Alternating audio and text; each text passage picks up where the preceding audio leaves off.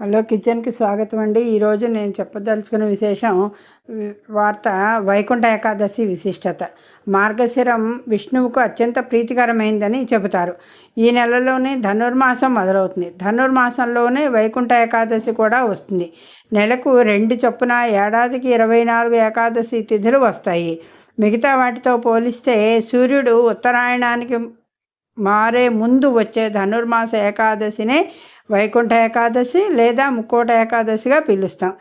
ఈరోజు వైకుంఠ ద్వారాలు తెరుచుకుని ఉంటాయని, మహావిష్ణువు గరుడ వాహనం పైన 3 కోట్ల దేవతలతో కలిసి భూలోకానికి దిగివచ్చి భక్తులకు దర్శనం ఇస్తాడని అంటారు.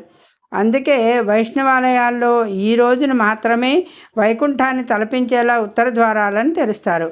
భక్తులు తెల్లవారుజామున ఈ ద్వారం గుండా లోపలికి వెళ్ళి భగవంతుడిని దర్శించుకుంటారు.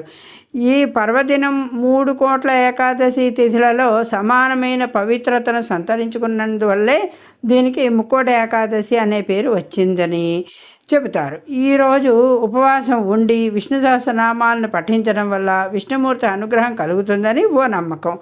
పద్మపురాణం ప్రకారం విష్ణువు నుంచి ఉద్భవించిన శక్తి ముర అనే రాక్షసుడిని సంహరించిన రోజు కూడా ఇదే.